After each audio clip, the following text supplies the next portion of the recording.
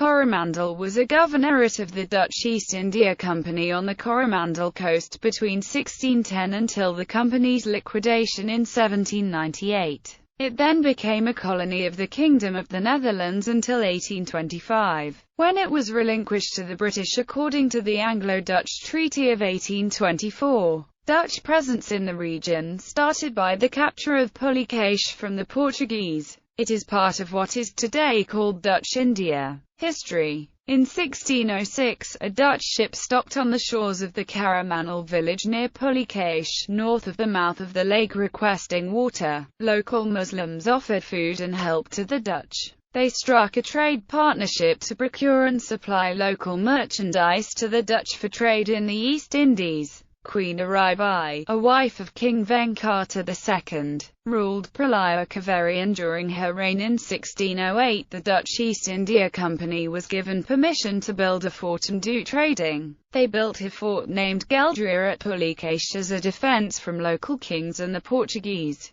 from where they soon monopolized the lucrative textiles trade with the East Indies and other countries in the region. Under pressure from the Dutch, an English trading post was established in 1619, but this post was disbanded in 1622. The Dutch establishment met with stiff resistance from the Portuguese, who conducted several attacks on the harbour. In 1611, Venkatapati turned against the Portuguese and the Jesuits were ordered to leave Chandragiri, and the Dutch were permitted to build a fort at Pulicache. The Portuguese tried unsuccessfully to recapture Pulicache in 1614, 1623, and 1633, respectively, but never succeeded. From 1616 to 1690, Pulicache was the official headquarters of Dutch Coromandel. Manufacture of cloth for export was the sole occupation of several indigenous groups in Pulicache and the hinterlands of Tamil, Telugu and Kannada territories, and it is likely that over 1,000 handlooms operated in Pulicache alone. In the 1620s, the Dutch East India Company established a gunpowder factory in Pulicache. Its output was so substantial that for several decades it was able to keep many of the major Dutch trading centres in the East Indies and homeward-bound fleets well supplied. In 1615, the first VOC mint in India was established in Fort Gelria, where, initially,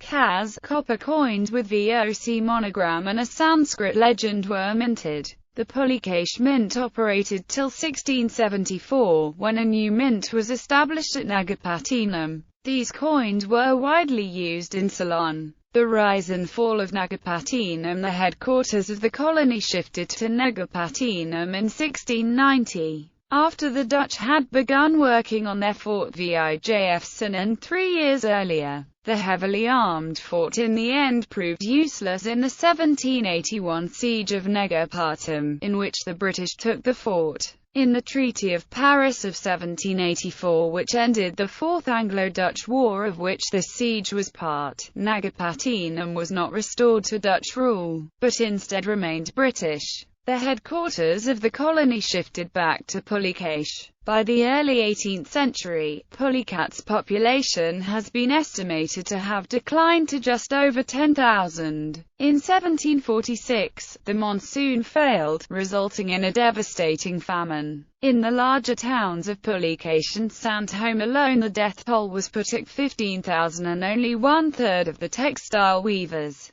painters and washers survived. Cloth prices increased 15% and little was available even at that price. An even more significant cause of the Dutch decline was conquest of the area by the Golconda forces commanded by Mir Jumla, occupation by the British and subsequent cession owing to the Q letters written by Dutch stadtholder William V, Prince of Orange. British troops occupied Dutch Malabar to prevent it from being overrun by the French.